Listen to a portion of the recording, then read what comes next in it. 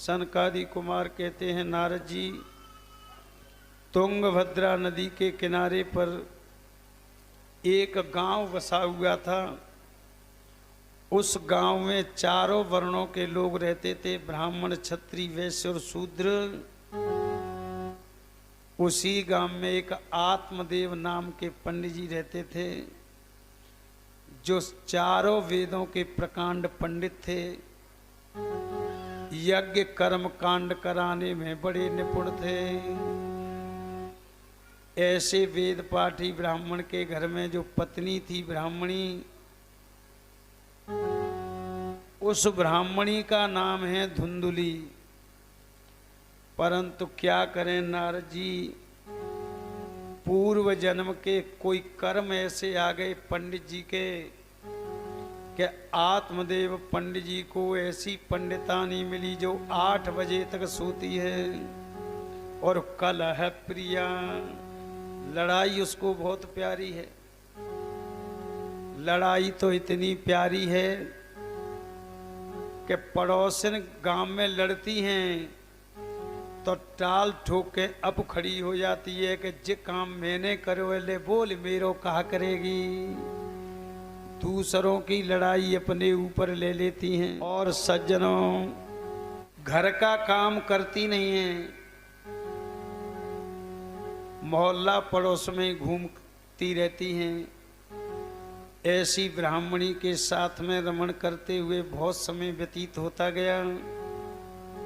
परंतु पंडित जी के उस ब्राह्मणी धुंधुली से न पुत्रो नैव पुत्री वा, न तो कोई पुत्र हुआ और न कोई उनसे पुत्री हुई।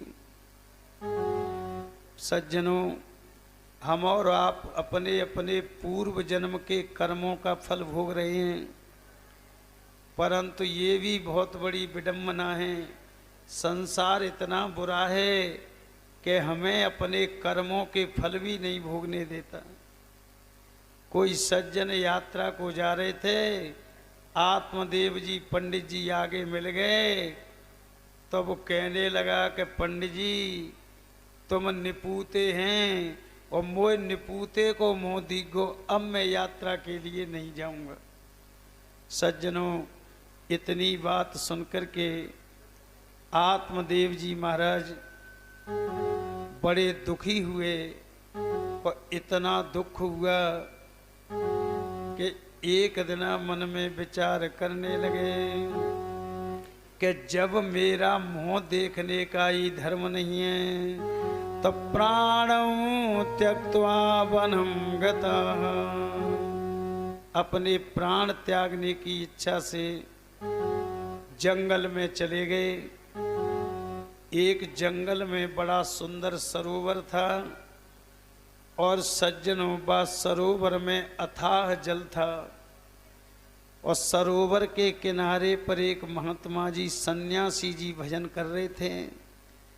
सन्यासी जी के चरणों को पकड़ के ब्राह्मण रोने लगा। महात्मा जी ने देखा किसके तो चोटी है, जनेऊ है। महात्मा जी बोले, रे तू ब्राह्मण मालूम पड़ता है कि हाँ महाराज। तब महात्मा जी कहते हैं, कथम रोदस विप्रत्वम काते चिंता बलीयसी। हे ब्राह्मण, ऐसी कौन सी चिंता हो गई तेरे पे कि जो तू इतना हिलकियां भर के रो रहा है। तब वो ब्राह्मण कहने लगा, महाराज क्या बताऊं गुरुजी, पूर्व जन्म के मेरे कुछ ऐसे पाप हैं जिनकी वजह से बाजार में से मैं फल खरीद के लाता हूँ, घर की देहली पर पैर रखते ही सूख जाता है। महाराज, कनागतों में जब जलदान करता हूँ पितृश्वरों के लिए तो महाराज मेरा हाथों में जल आते ही गर्म हो जाता है और गर्म जल को पितृश्वर ग्रहण नहीं करते हैं। महाराज, और तो क्या, 1 वर्ष व्यान गैया मैं मोल खरीद के लाया और जाद नाते वो गैया मेरी देहली पे आई है। आज 5 वर्ष हो गई महाराज, आज तक नहीं ब्याही हैं। और महाराज ने तो मेरे कोई पुत्र है और न मेरे कोई पुत्री है। इसलिए महाराज प्राण त्यागने की इच्छा से मैं आया हूँ। महात्मा जी ने प्राणायाम क्रिया चढ़ा करके पूरा ज्ञान जान लिया और कहने लगे, ब्राह्मण अरे बेटा, कर्मों की गति बड़ी बलवान होती है। कर्मणाम गहनो गति, कर्मों की गति बड़ी बलवान होती है। जो कुछ भी मिलता है कर्म से प्राप्त होता है। अब बताओ, छोटी छोटी नदियां तिनको जो है मीठो जल, और जो सवरी नदियां समुद्र में जाके मिल रही हैं वह समुद्र का जल खारी कर दिया। ये कर्मों की गति नहीं है तो और क्या है। सज्जनों, जो बगुला मछली खाता है वो गोरो भूरो बना दिया, और जो बेचारी कोयल थके हुए रास्तागीर को अपनी वाणी से थकान दूर करती है, वो बेचारी कोयल काली कर दी। ये कर्मों की गति नहीं है तो और क्या है।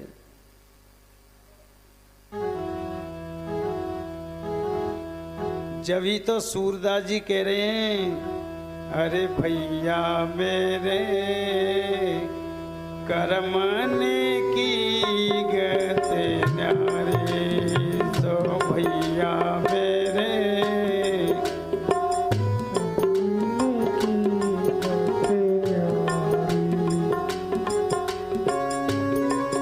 उज्ज्वल पंख किया बगुला के कोयल कर दई कारी, सो भैया मेरे कर्मने की गति न्यारे, सो भैया मेरे कर्मन की गति न्यारी, भैया मेरे कर्मने की गति न्यारे, सो भैया मेरे कर्मन की गति न्यारी।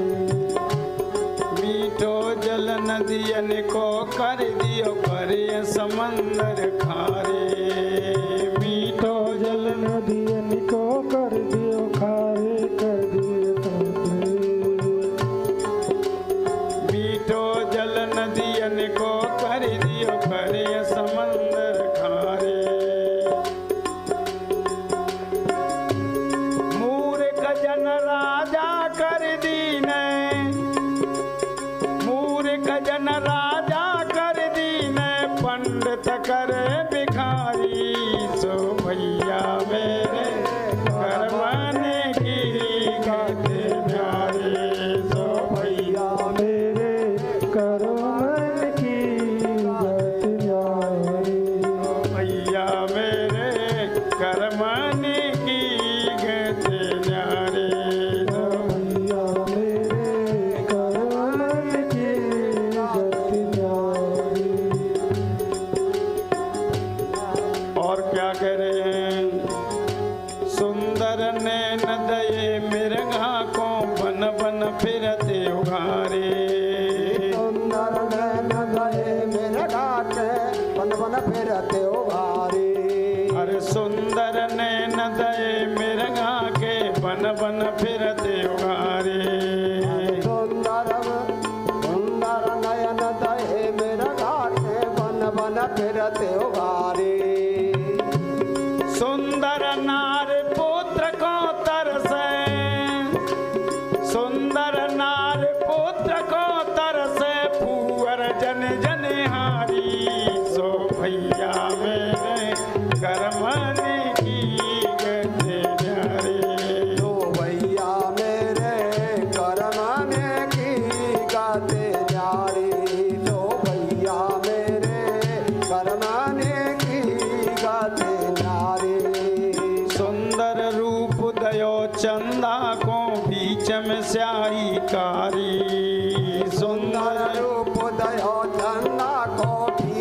त्याई कारी। सुंदर रूप दयो चंदा को बीच में स्याही कारी। सुंदर रूप दयो चंदा को बीच में त्याई कारी। सूरदास पहले कर मन ते, सूरदास पहले कर मन ते बनते रंग भिखारी। जय हो कर मन की कहते न्यारे। ओ भैया मेरे करमाने की गाते न्यारे। ओ भैया मेरे करमाने की गाते न्यारे।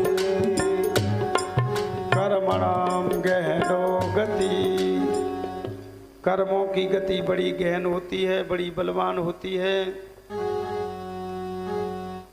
और देख ब्राह्मण, मैंने प्राणायाम क्रिया करके तेरे 7 जन्म के भाग्य के अंक पढ़ लिए हैं।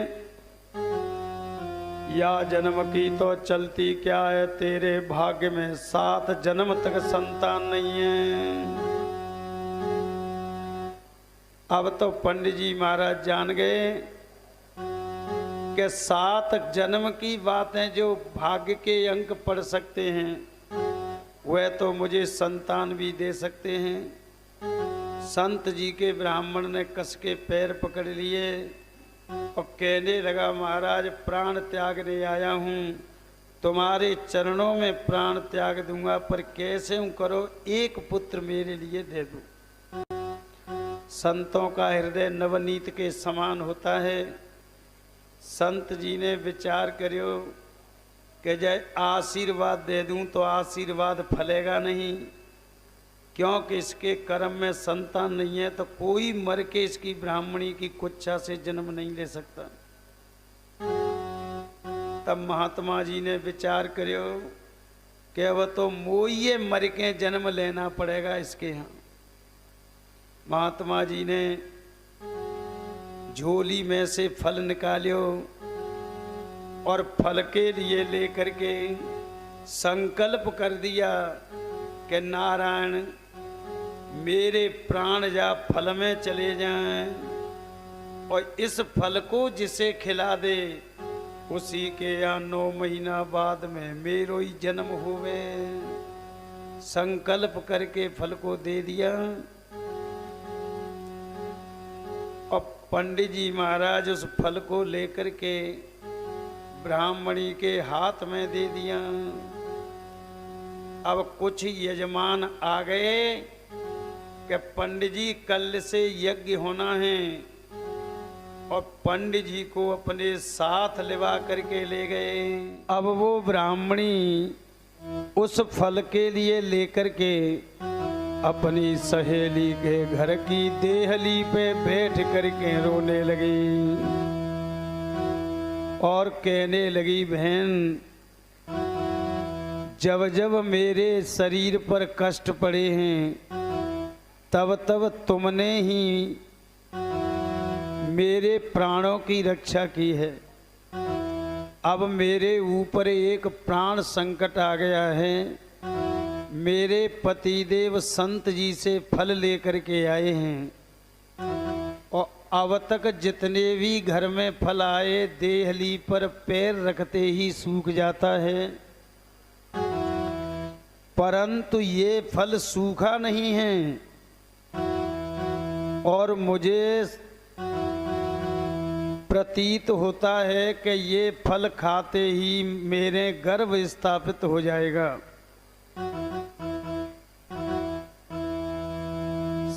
सहेली कहती है, बहन फिर तो अच्छी बात है, तेरा वंश चल जाएगा। तब धुंधुली कहती है, बहन तू नहीं जानती, फल भक्षेण गर्भस्यात् और गर्भेणोदर वृद्धिता।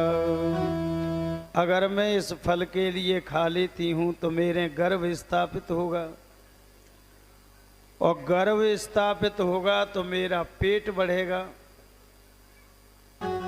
और पेट बढ़ेगा तो अब खाती हूँ मैं 8 रोटी, फिर खबेंगी 2 रोटी, और जब थोड़ी रोटी खवेंगी तो मेरे शरीर में ताकत भी कम रह जाएगी, और जब ताकत कम रह जाएगी तो सामने वाली पड़ोसन से मेरी रोज लड़ाई रहती है।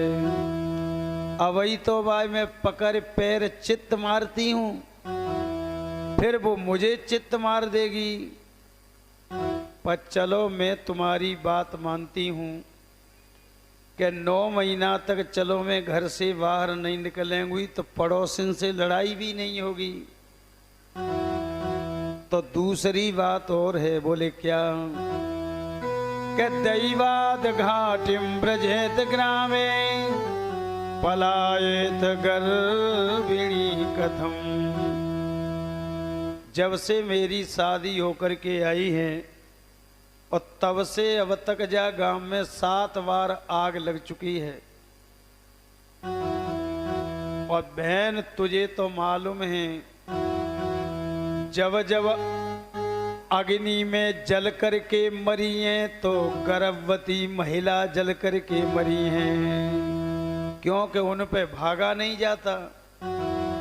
अगर मानो गांव में आग लग गई तो मैं कैसे भागूंगी? फिर अपने आप कहती है कि चलो भगवान ऐसा नहीं करे, गांव में आग भी नहीं लगे। तो एक बात और है कि बहन मैं तो 2-4 दिन पीछे आप सबके मुंह से सुनती रहती हूँ कि क्या कि फलाने की बहू के लड़का भयो तो उल्टो पैदा भयो, सो जच्चा बच्चा दोनों मर गए। अगर मानो बालक उल्टा पड़ गया गर्भ में तो मेरे भी प्राण ले सकता है। पर चलो ऐसो भगवान नहीं करे। तो एक बात और है, जब बालक का जन्म होगा तो जापे के लिए मेरी ननद बुलाई जाएगी और मैं जच्चा खाने में पड़ी रहूंगी और तब तक मेरी नंद घर के माल की सप्लाई करके ले जाएगी। ऐसो बालक किस काम का कि जो कंगाल कर दे, गरीब कर दे। पर चल बहन में ननद के लिए नहीं बुलाऊंगी, मैं तुझे बुला लूंगी जापे के लिए। तो एक बात और है बहन कि जब बालक का जन्म हो गया तो लालने पालने दुखम सुकुमारी कथम भवेत। लालन पालन में बड़ा दुख होता है माता के लिए। और सर्दी पड़ रही है, रात के 12 बजे लघुशंका कर दे बिस्तर में तो अब गीले में सो और भाई सूखे में सुलाओ। और रात में रोए लग जाए बालक तो मेरी नींद को खराब कर देगा। इसलिए धुंधली कहती है बहन मेरी समझ में तो 2 प्रकार की स्त्रियां समझ में आती हैं, बस उनको सुख है, नहीं बाकी सबको दुख है। वे दोनों प्रकार की स्त्रियां कौन सी हैं? तब धुंधली कहती है कि बंध्या च विधवा नारी सुखिनी चेत में मती। या तो जिनके बालक नहीं होते हैं वो स्त्रियां मुझे अच्छी लगती हैं, और या मुझे वो स्त्रियां अच्छी लगती हैं जो शादी होते ही भामर पड़त खेमई जो विधवा हो जाती हैं। सहेली बोली परमेश्वरी ऐसी भाषा मेरी देहली पे तो बोले मत, तू अपने घर को जा। रोती हुई आ गई।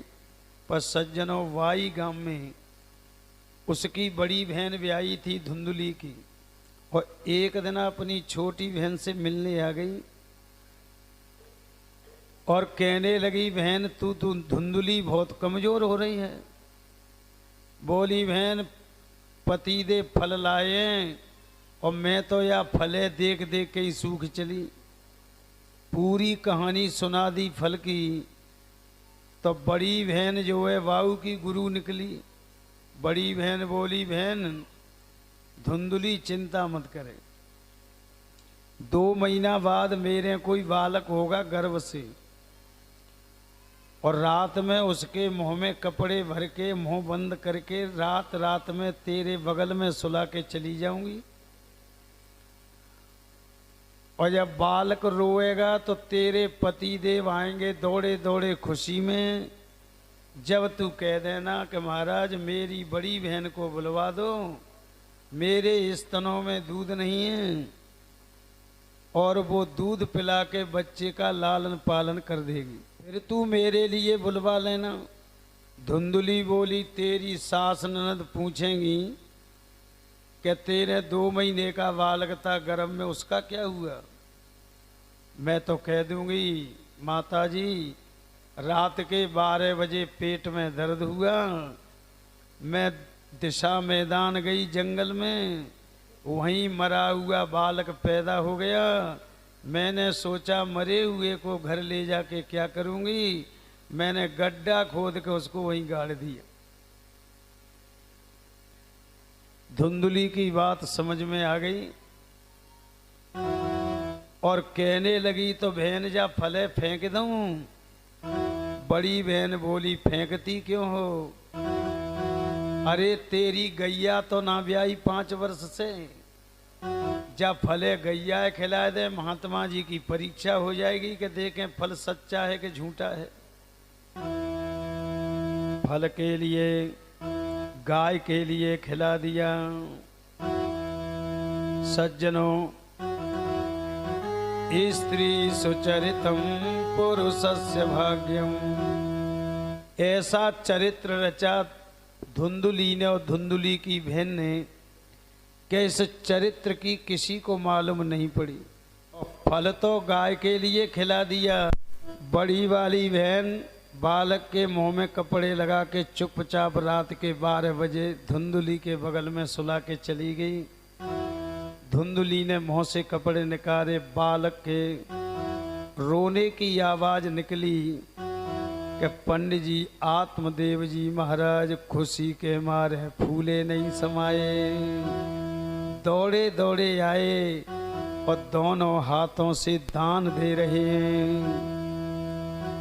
धुंधुली बोली, महाराज तुमने दान की पड़ी है और मेरो लाला भूखो रो रहा है, मेरे स्तनों में दूध नहीं है, मेरी बहन को बड़ी को बुलवा दो। उसके बालक ने जन्म लेते ही वो मर चुका है, वो अपने दूध से मेरे बालक का पालन कर देगी। बड़ी बहन के लिए बुलवा लिया। और सज्जनों, बधाइयां गव रही हैं आत्मदेव पंडित जी के घर में, और तब तक 2 महीना नहीं बीत पाए और तब तक गांव के लोग पहुंच गए और कहने लगे, धन्य महाराज, अब तो आपके भाग्य के बोरा खुल गए। बोले क्या हो गया? बोले महाराज अब तो आपकी गैया भी पुत्र दे रही हैं, देखो हम गौशाला में देख करके आए हैं।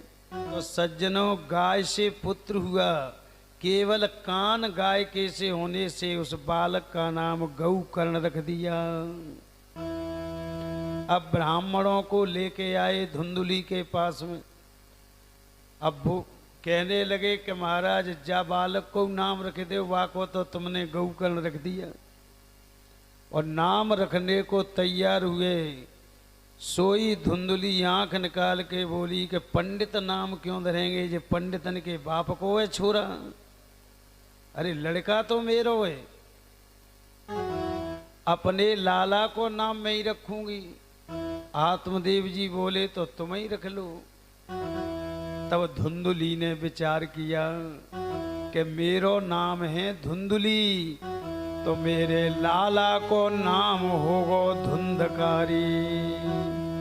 अब धुंधुम करोती थी धुंधकारी। अब धुंधकारी तो संस्कृत में उसको कहते हैं जो धुंध मचा दे आतंक की दुनिया में, उसको धुंधकारी कहते हैं। सज्जनों, धीरे धीरे समय व्यतीत होता गया तो आगे चल के क्या हुआ कि गौ करणो पंडितो ज्ञानी धुंधुकारी महाखल। गौकर्ण तो महान पंडित बने, क्योंकि वो तो संत जी का फल था और स्वयं संत जी आए थे मर कर के जन्म लेने के लिए। और धुंधकारी इतना दुष्ट निकला कि भागवत में उसका वर्णन कर रहे हैं कि धुंधकारी बालकों के लिए पकड़ के कुएं में डाल देता है। हिंसका सत्रधारी चो, हिंसक है, हथियार हाथ में धारण करने वाला है, और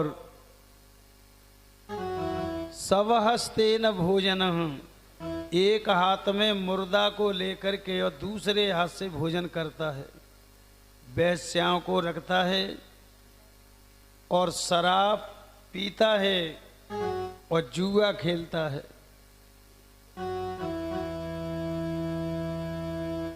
सज्जनों, जब जुआ में शराब में धन नष्ट कर दिया तो एक दिन अपने पिता के पास आकर के बांस की लाठी से पिटाई करने लगा कि बोल तेरा धन कहाँ है। आत्मदेव जी बोले, बेटा मेरा धन तो तूने शराब में जुआ में नष्ट कर दिया। पिताजी बेहोश हो गए, मूर्छित हो गए, और कुछ नहीं मिला तो पूजा के ठाकुर जी पीतल के और तांबे का लोटा पूजा का था, उसी को लेके चल पड़ा और बाजार में बेच दिया। महाराज मकान के खम्भ को पकड़ के और बिल्लाप करते हुए रोने लगे हैं। तब सज्जनों, गौशाला में से गौकर्ण ने देखा कि आज मेरे पिताजी महान कष्ट में पड़े हुए हैं। तब गौकर्ण महाराज अपने पिताजी के पास में आए और कहने लगे, पिताजी आप वेदों के ज्ञाता हैं, फिर भी बड़े शर्म की बात है कि तुम्हारी मोह ममता पुत्रों में, स्त्री में जो लगी हुई है, ये तुम्हारी जो है मोह ममता छूट नहीं पाई, और केवल ये इसी का कष्ट है, दुख है।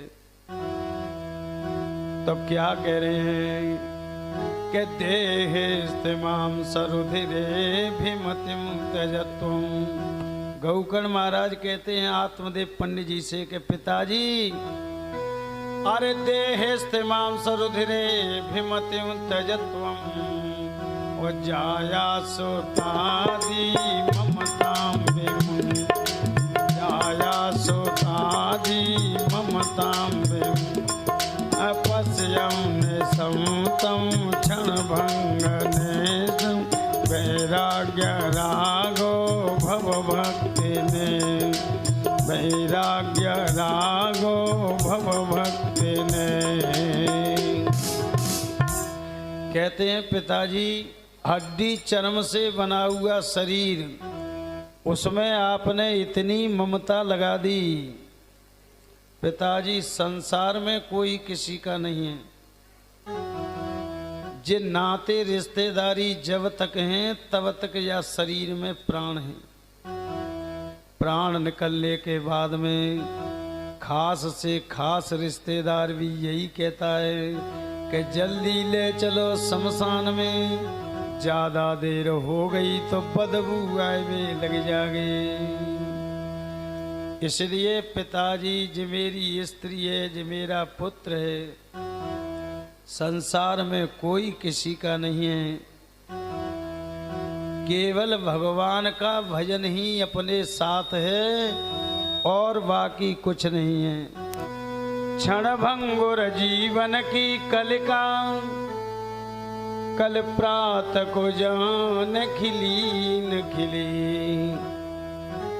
मलयाचल की शुचि शीतल मंद सुगंध समीर मिली न मिली। कलिकाल कुठार लिए फिरता तन नम्र से चोट झिली न झिली। भजले हरि नाम हरि रसना फिर अंत समय में हिली न हिली। फिर अंत समय में हिली न हिली। इतना सुंदर ज्ञान दिया और गौकर्ण महाराज बोले पिताजी हाथ में कमंडल लेके जंगल में बड़ी सुंदर गुफाएं बनी हुई हैं, वह गुफा के अंदर बैठ के भगवान का भजन करो। पिताजी को ज्ञान हो गया, हाथ में कमंडल लेकर के और जंगल की तरफ जाने लगे। और गौकर्ण महाराज ने विचार किया कि जब पिताजी चले गए तो हम यहाँ रह के क्या करेंगे। गौकर्ण महाराज हाथ में कमंडल लेकर के और गया के लिए चले गए। और रात के 12 बजे धुंधकारी आया और बांस की लाठी लेकर के अपनी मैया का यानी धुंधुली की पिटाई करने लगा। सज्जनों, धुंधुली की इतनी पिटाई की कि वो बेचारी बेहोश हो गई। तब सवेरे 4 बजे होश आया धुंधुली को, तो सोचने लगी कि जातरे मुझे रोज पीटे हो तो मैं अपने कष्टों को सहन कैसे करूंगी। याते तो या जीवन की राम लीला एक ही बार में मैं खत्म कर दूं तो अच्छा रहेगा। और सज्जनों, सुबह 4 बजे गांव से बाहर एक कुआं था और कुएं में कूद के धुंधुली ने अपने प्राण त्याग दिए। अब धुंधकारी घर के आंगन में खटिया बिछा के रहता है, 5 वेश्याओं को साथ रखता है। एक दिन 5 वेश्या बोली धुंधकारी से कि महाराज बड़े शर्म की बात है कि धुंधकारी जैसे हमारे पति होते हुए और मोहल्ला पड़ोस की स्त्रियां सीता रानी सोने की पहन के निकल रही हैं और देखो हम 5 बहनन पे सोने की लरवी नहीं है नार में। वैश्याओं को संतुष्ट करने के लिए और रात को चोरी करने के लिए चंद्रकेतु महाराज के महल में पहुंच गया। पंजों कहते हैं कि एक दिना तो चोर क्यों लगते, वादना चंद्रकेतु के फाटक खुले रह गए और बड़ी बड़ी 2 सिंदूक उठा के और ले आया। घर में आके खोली तो एक में रानियों के जेवर थे, संदूक में सोने चांदी के, एक संदूक में रानियों के कपड़े थे। जब धुंधकारी सो गया, आंगन में खर्राटे लेने लगा तो 5 वेश्याओं की नीयत बदल गई माल को देख करके और कहने लगी बहनों राजा की चोरी है, धुंधकारी के खोज लगाते हुए सुबह पुलिस आ जाएगी राजा की, धुंधकारी गिरफ्तार हो जाएंगे और साथ में हम 5 बहन भी गिरफ्तार होंगी, कोई छोड़ नहीं सकता। दूसरी वैश्या बोली तो बहन बताए क्या करें। तो कहने लगी बहनों जल्दी ते रस्सी लाऊ और धुंधकारी के गले में ब्रह्म फांस डाल के और देखो 2 बहन तो इधर से खींचना और 2 उधर से खींचना, जाके आवाज नहीं निकल पावे प्राणांत कर दो। 5वीं वैश्या बोली कि बहन 2 इधर से खींचेंगी, तुम 2 उधर से खींचेंगी तो मैं 5वीं क्या करूंगी। तब बोली कि बहन तू अंगार से लगा ले, सो चीमटाते पकड़ पकड़ के जलते अंगार जाके मुंह में डाल दियो। फिर पांचों जनीजा माल को बराबर बराबर बांट के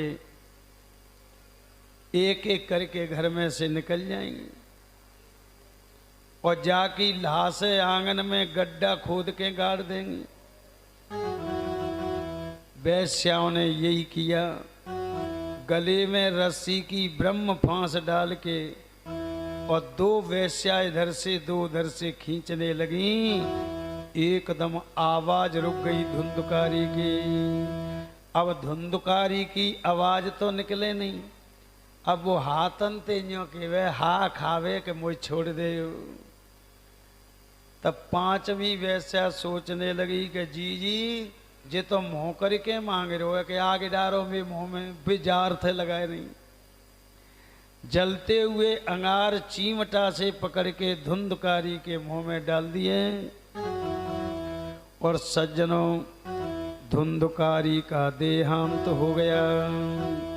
उसकी लाश को आंगन में गड्ढा खोद के और गाड़ के लीप पोत के एक सा कर दिया। और पांचों वैश्या बराबर बराबर माल बांट करके आपस में और एक एक करके घर में से निकल के चली गई। सूत जी महाराज कहते हैं, सौनक जी, एक तो धुंधकारी अत्याचारी था और दूसरे अकाल मृत्यु हुई थी इसकी। या वजह से धुंधकारी महान प्रेत योनि को प्राप्त हो गया, भयंकर प्रेत बन गया। और जानते हो सज्जनों, प्रेत का मुंह कैसा होता है? प्रेत का मुंह सुई की नकेल की बराबर होता है और या को पेट 12 गज का लंबा होता है। अब ये शुद्ध चीज खा नहीं सकता। नाली में मोरी में पड़ी होगी वह चीज को खाता है। अब इतने बड़े 12 गज लंबे चौड़े पेट में जब भूख लगती है जोर से, तो मुंह छोटा है सुई की नकेल की बराबर, तो इसका पेट नहीं भर पाता। फिर 10 दिक्षंत धावंती, फिर ये 10 दिशाओं में दौड़ता है। दौड़ने लगा। सूत जी महाराज कहते हैं, सौनक जी, 2-4 महीने बाद में कोई गांव के लोग गया गए तो गौकर्ण महाराज गया में मिले। गौकर्ण महाराज ने पूछी, भैया हमारी माता जी ठीक हैं? बोले, महाराज वो तो धुंधकारी के आतंक से कुआं में गिर के उन्होंने तो प्राण त्याग दिए। तो हमारो धुंधकारी भैया ठीक है? बोले, महाराज 1 महीना ते बाबू को खूब पतो ठिकानो ना, पर हम अंदाज लगा रहे हैं और हमारो अंदाज 100% सही है कि वैश्याओं ने धुंधकारी को मार दिया, माल को लेके एक एक करके निकल गए। धुंधकारी भी मारे जा चुके हैं। गौकर्ण महाराज ने मन में विचार किया कि चलो अपने भैया धुंधकारी के पिंडदान कर दूं गया में। सो पिंडदान भर दिए। क्योंकि धुंधकारी विचार कर रहे हैं कि भैया मरेगो होगो धुंधकारी तो पिंड लगी जाएंगे, और नहीं मरियो होगो तो जो पेट में दर्द ना कर रहे। और पिंडदान करके जब आए और घर के आंगन में खटिया पे सोए गौकर्ण महाराज, सिनायते की तरफ कमंडल रख दिया पानी का भर के, और रात के 12 बजे धुंधकारी ने आए के अपने चलचित्र दिखाए। कभी तो बकरा बन जाता है धुंधकारी, कभी इंद्र बन जाता है, और सकरिन में सा सकरिन हस्ती, सकरिन इंद्रो महाबल। कभी हाथी बन जाता है, कभी अग्नि का रूप धारण कर लेता है। गौकर्ण महाराज कहते हैं, ऐसा को दुर्गत का अरे तू ऐसा दुर्गति वाला कौन है? तब सज्जनों इशारों करके बोलो कि मैं बोल नहीं सकता, क्योंकि मेरे गले में ब्रह्म फांस डाल के मुझे मारा गया है। इशारे को समझ गए और गौकर्ण महाराज ने कमंडल में से हाथ में जल ले लिया और जल के लिए लेके जो ही गायत्री मंत्र पढ़ के जल छोड़ो कि गले की ब्रह्म फांस खुल गई और वो धुंधकारी हाथ जोड़ के वे लगे हुए। अरे भैया अहम भ्राता त्वदीयोऽस्मि धुंधकारी ते नामत। अरे भैया मैं तुम्हारा भाई हूँ, धुंध में, और क्या करूं भैया, मैंने ब्राह्मण कुल में जन्म लेते हुए भी मैंने अपना ब्राह्मणत्व नष्ट कर दिया। मैं अपने समाज में आज तक नहीं बैठा। मैं शूद्र जातियों के बीच में बैठ करके रहता था। मैंने हजारों बालकों की हत्या कर दी और वैश्याओं ने मुझे गला घोंट के दबा के मुझे मारा है। और भैया मैं प्रेत योनि में चला गया हूँ, मेरा उद्धार करो, दसों दिशाओं में भूखा प्यासा दौड़ रहा हूँ। गौकर्ण महाराज बोले, धुंधकारी तेरी मुक्ति के लिए तुम गया में पिंडदान भर आए, फिर भी तुम्हारी मुक्ति नहीं हुई। धुंधकारी कहते हैं, भैया ऐसे पिंडदान तो तुम 100 और कर दो गया में, तब भी मेरी मुक्ति नहीं होगी, क्योंकि मेरे पापों की संख्या कोई गिन नहीं सकता। दीनांदानाम प्रपीड़क, दीन दुखियों अंधों को हजारों को मैंने झुंडा कुआ की गैल बता के मरवा दिया। भैया कोई और उपाय सोचो। तब गौकर्ण महाराज को पूरी रात नींद नहीं आई और गौकर्ण महाराज विचार कर रहे हैं कि प्रेत की मुक्ति के लिए शास्त्रों में 3 उपाय बताए हैं। पहला उपाय है, अगर किसी के घर में प्रेत बाधा है तो अमावस्या के दिना उसको पीपल के नीचे गीता सुना दो और उसकी मुक्ति हो जाएगी। अगर प्रेत ज्यादा पापी है, उसकी मुक्ति नहीं हुई, तो सोमवती अमावस्या को गंगा जी ले जा करके उसे गंगा स्नान कराओ, प्रेत योनि छूट जाएगी। दूसरा उपाय जी, पर सज्जनों एक बात है, जो पापों की संख्या के ऊपर आधारित है। अगर पाप ज्यादा हैं उस प्रेत के, तो वो गंगा जी से भी उसकी मुक्ति नहीं होगी। फिर तीसरा उपाय है, गया में पिंडदान कर दो, और गया में पिंडदान करने से उसकी मुक्ति हो जाएगी। और अगर गया में पिंडदान करने से भी उसकी मुक्ति नहीं हुई, तो फिर शास्त्रों में कोई उपाय नहीं है। फिर तो शास्त्र ये कह रहे हैं कि वह प्रेत के पापों के अनुसार उसे प्रेत योनि 5000 वर्ष लिखी है वाके कर्म में, तो 5000 वर्ष तक उसको भोगनी है। 1000 वर्ष लिखी हैं तो 1000 वर्ष भोगनी है। इसके अलावा कोई उपाय नहीं है।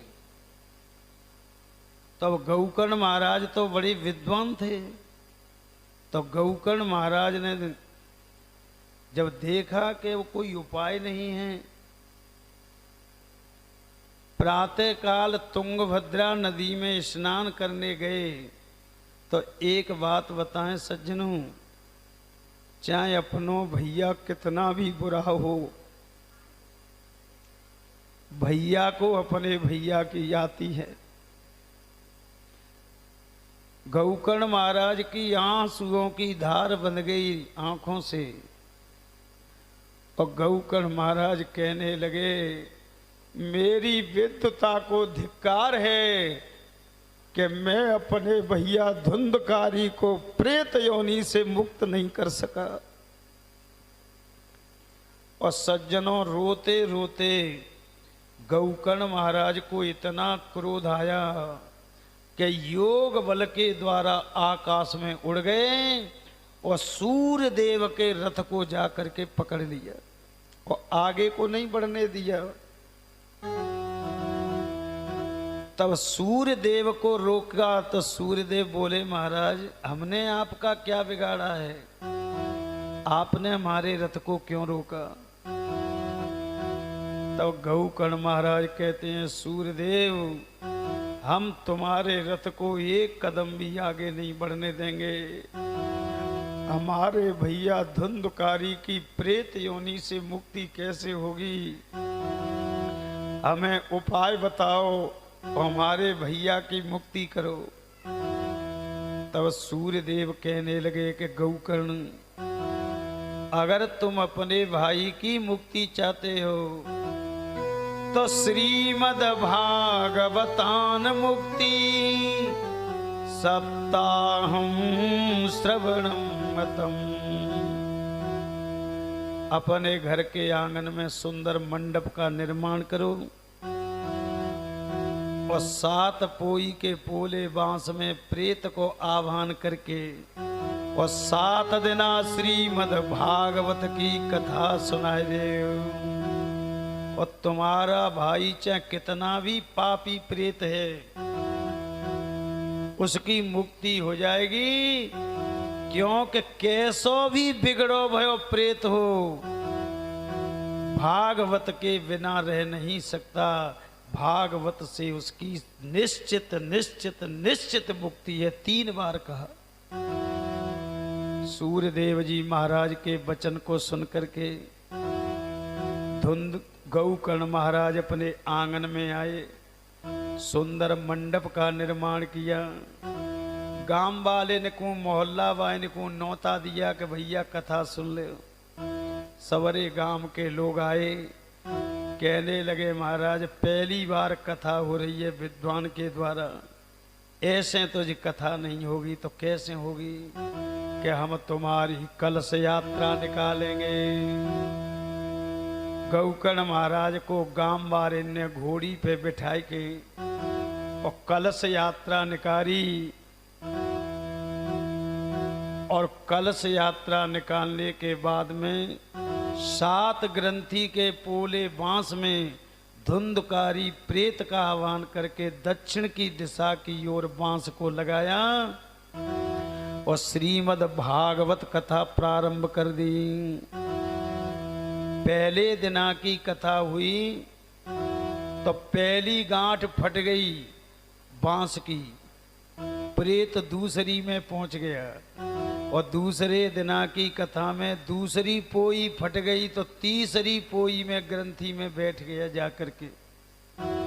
7वें दिना बांस बीच में से फट गया और सज्जनों प्रेत योनि छूट गई धुंधकारी की और सुंदर भगवान कन्हैया जी के समान उसका रूप हो गया। श्रीमद् भागवत में क्या कह रहे हैं, तो दिव्य रूप धरो जात तुलसी दाम मंडिता पीतवासा घनश्यामो मुकुटी कुंडलान्विता। भगवान के समान स्वरूप हो गया धुंधकारी का। तुलसी की माला गले में पड़ी है, पीतांबरी वस्त्र पहने हुआ है और सज्जनों व्यास गद्दी के सामने आके और भागवत को प्रणाम किया और हाथ जोड़ के बोला, अहम भ्राता त्वदीयोऽस्मि धुंधकारी ते नामत। धुंधकारी कहता है धन्य प्रभु भैया होए सब काऊ के तो मेरे गौकर्ण जैसो होए भैया, जिसने मुझे प्रेत योनि से मुक्त कर दिया। और सज्जनों अपने भैया के चरणों में प्रणाम करके और धुंधकारी के लिए विमान आ गया। द्वै पार्षद विमान में लगे थे भगवान के। धुंधकारी विमान में बैठ गया।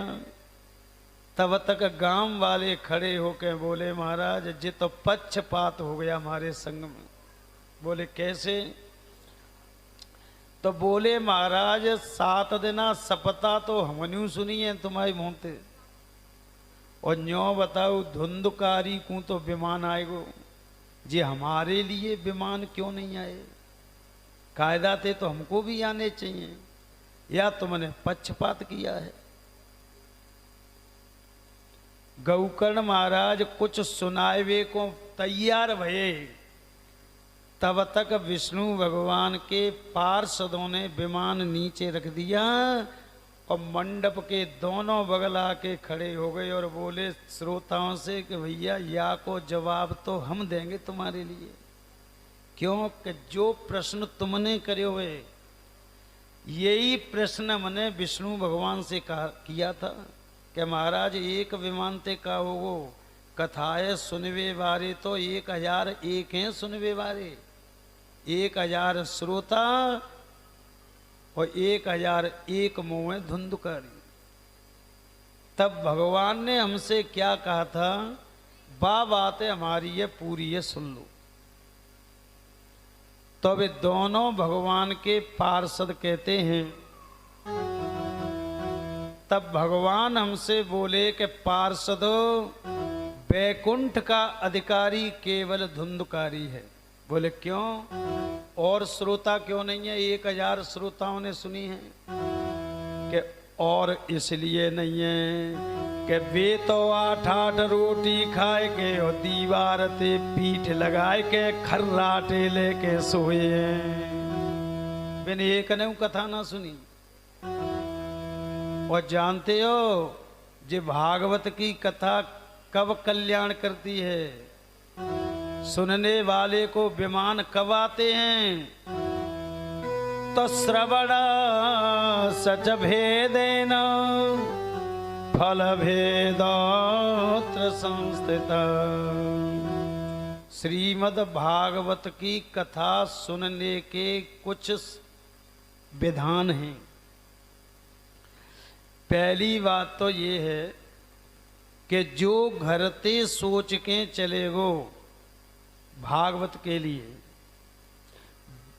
जो मन से वाणी से बोल के चलेगो घर से, वो इच्छा उसकी पूर्ण होगी। अब जो आदमी घर ते सोच के चल लो कि 11 बजे ते और 5 बजे नो की भागवत है, सो एक काम करें पहले तो सोए लें और सोएवे के बाद में लग 2:30 बजे देखेंगे तो देखनो का है दिन कटना रहे हो। सुने को उम्मीद ही वो रेते मिले आएंगे और पंडित के मुँह देखे आएंगे कैसे हुए, तो बाकू जी मिलेगो बस के सोए लो 2:30 बजे चलो है तो उम्मीद ही वो रेते मिल लेगो और हमारे मुँह देखे जागो, ता चीज सोच के आयो ते काम पूरा हो गया। अब मुक्ति कहाँ ते होगी? कछु एन आवेंगे 6ठे दिन, 7 दिन आवेंगे बहुत से, और कछु तो हम वैसे आवेंगे कि वो के उम्मीद ही वो अरे जाने हम तो भूल गए वही काट ना आयो हम आयो, तो भूल गए होंगे तो चलो सुत्ते उठाया आवेंगे, हम मिलेंगे तो मिल तक में याद आ जाएगी। तो सज्जनों मिल तक में काट मिल जाएगा, मैंने काट की इच्छा कर रहे हो भोजन के की तो काट मिल जाएगा। और जो न्यो सोच के आए रो है कि भैया मैं तो कथा सुनेंगो जाते मेरो कल्याण हो जाए, मेरे पाप नष्ट हो जाए, तो वह को कल्याण हो जाएगा, उसके पाप भी नष्ट हो जाएंगे। तो जैसो विचार संकल्प करके सुनने के लिए आएगा, उन संकल्पों को ये भागवत पूर्ण करती है। क्योंकि पार्षद कहते हैं कि भैया अदृढ़ं चाहतं ज्ञानं प्रमादेन हतं श्रुतम्। अगर तुमने 7 दिना सपता सुनी और 7 दिना संध्या को 5 बजे जब पूजन होगा भागवत का, और तुमने कई दूसरे से कि पंडित जी ने कथा तो खूब समझ आए के सुनाइए, और बगल वाले ने अगर तुमंते कह दी कि सुनाई तो भैया खुए पर न्यो ना पतो पर रोजा पंडित ने गप किए कि सांची सुनाइए, और तुमने बाके मुँह पे अगर कह दी कि भैया मोए गप सी लगे रही हैं, 7 दिना को पट्टा फेरेगो, न तो तुम्हारी मुक्ति होगी न तुम्हारा कल्याण होगा। क्योंकि जब वह कथा में से तुम्हारा विश्वास हट गया, विश्वासम फलदायक हूं, तो फिर फल काय को मिलेगा? विश्वास में फल मिलता है।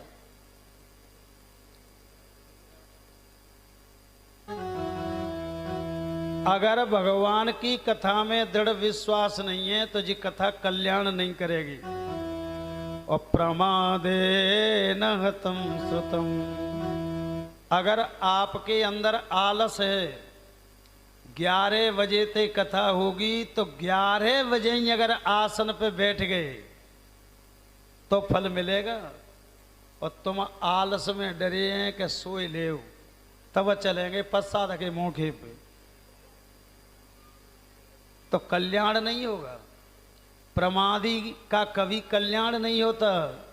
और संदिग्धो हे हतो मंत्र व्यग्र चेतो हतो जप। एक जिनको संदेह होता है मंत्र में या भजन में या कथा में,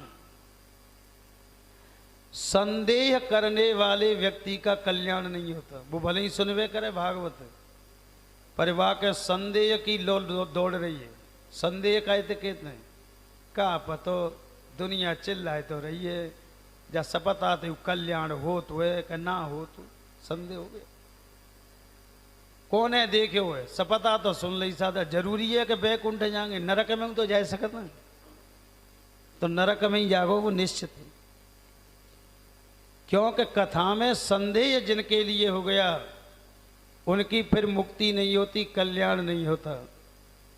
और व्यग्र चेतो हतो जप, अगर चित्त में व्यग्रता है तब भी भागवत से कल्याण नहीं होगा। व्यग्रता जानते कहते कहते हैं कि बैठे तो कथा में शरीर से तो, और एकदम जो है चित्त में व्यग्रता है रही है, वह सोच रहे हैं ये आए तो गई, पंजो ना पतो घर को तारो लगाया ही कि ना लगाया ही, ये तो नवा में कोई कुत्ता बिल्ली नहीं घुसे जाए, ये मैं दूध नहीं बिगाड़ दे। अब एकदम मानो वही घर की व्यग्र चित्तता लगी है, तो सज्जनों फिर ये कथा कल्याण नहीं करेगी। शरीर से बैठे हो तो मन और बुद्धि को लगा के और भगवान की कथा में पूर्ण विश्वास करके कथा सुनो। इसलिए पार्षद कहते हैं भैया भागवत कथा सुनने के नियम हैं, उन नियमों का पालन करते हुए जो कथा श्रवण करते हैं उन्हीं के पाप नष्ट होते हैं और उन्हीं के लिए धर्म अर्थ काम और मोक्ष की प्राप्ति होती है। पार्षद कहते हैं शास्त्रों के नियम 3 पे लागू नहीं होते, एक तो बुढ़े पे लागू नहीं होते, एक रोगी पे लागू नहीं होते, एक जो है बालक पर लागू नहीं होते। अगर हाथ पैरों में दर्द है, पैरों में दर्द है तो कुर्सी पे बैठ के कथा सुन सकते हो, कोई दिक्कत की बात नहीं है। अगर रोगी है कुर्सी पे बैठ के कथा सुन ले हो, ज्यादा रोगी है तो बाकी खटिया माइक के पास में बिछा दो तो लेटो लेटो सुने। परंतु भगवान की कृपा से हम स्वस्थ हैं, तो स्वस्थ व्यक्ति को नेम करना आवश्यक है। जो भागवत कथा का श्रवण करते हैं तो उनके लिए चाहिए कि सूर्योदय से पहले अपना बिस्तर छोड़ दें, दिशा मैदान जावें, फिर मंजन करें, स्नान करें, स्नान करके धुले हुए वस्त्र पहने और लोटा माज के जल को और सूर्य नारायण को अर्घ देवें और मंत्र बोलें, ओम नमो भगवते वासुदेवाय। इस मंत्र से अर्घ देवें भगवान सूर्य के लिए। इसके बाद में पूरब को मोह करके एक माला मंत्र को जप करें, ओम नमो भगवते वासुदेवाय का। इसके बाद में मंडप की परिक्रमा करे, व्यास गद्दी की कम से कम 1 करे। ज्यादा ताकत शक्ति है तो 11 कर ले, और शक्ति है तो 21, 21 के बाद में 51, 51 के बाद में 1 से 8 परिक्रमा करे। परिक्रमा करने के बाद में थोड़ो सो फलाहार खावे। अगर शरीर में रोग नहीं है तो सेब संतरा बर्फी खा के थोड़ा 150 ग्राम वजन खा के और भगवान की कथा सुने। शाम को 1 टाइम भोजन पावें। भोजन में लहसुन प्याज का, बैंगन की सब्जी का प्रयोग नहीं करें। और शाम को जब भोजन पालें तो कम से कम 10 मिनट भगवान का कीर्तन करें। और कीर्तन में क्या बोलें?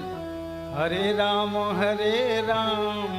राम राम हरे हरे, हरे राम राम राम हरे हरे, हरे कृष्णा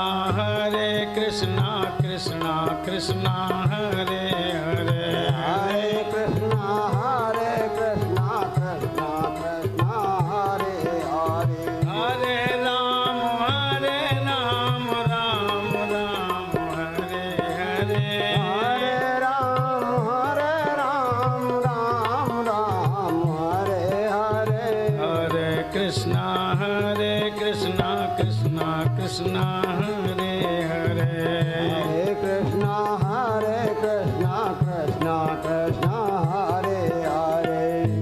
इस मंत्र का से कीर्तन करें।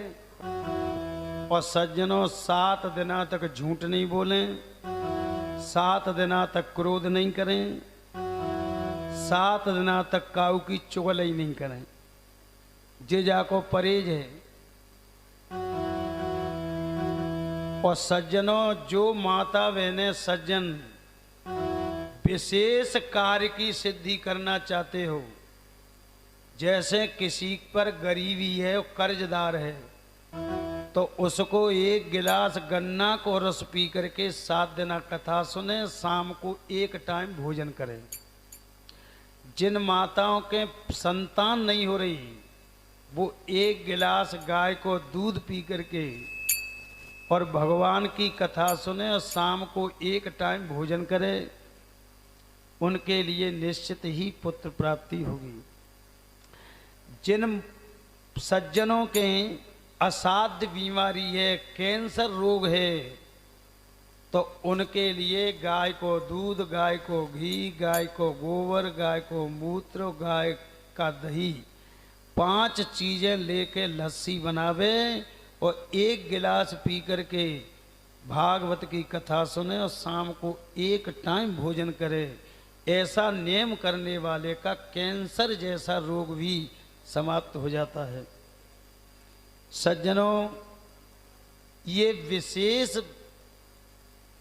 यानी अपनी इच्छा की पूर्ति के लिए ये नियम है। और इतना कह करके पार्षद तो धुंधकारी को विमान में बिठा के लेके चले गए और सवरे श्रोता गौकर्ण महाराज से बोले कि गुरुजी अब तो ये दिना निकल गए, पर काऊ दिना 7 दिना की सप्ताह सुनाए दे और नेमते भागवत सुनेंगे। तो सज्जनों, सावन सुदी यानी श्रावण शुक्ल पक्ष पंचमी से दोबारा वाई गांव के भागवत कराई और गौकर्ण महाराज ने भागवत सुनाई। तो पूरे गांव के सुनने वाले श्रोताओं को विमान आए थे और विमानों में बैठ के गौकर्ण महाराज और सवरे गांव के भगवान के धाम को चले गए। और जाद नाते धरती रचिए, बाद नाते अब तक या तो भगवान राम ले गए अयोध्या वासियों को विमान में बैठा के, जिंदे पे ही ले गए थे अयोध्या से साकेत धाम में, और या दूसरा नंबर फिर गौकर्ण महाराज का है। गौकर्ण महाराज अपने गांव वालों को भागवत सुना के और भगवान कन्हैया जी के गौलोक धाम में ले गए थे। बोलो सच्चिदानंद भगवान।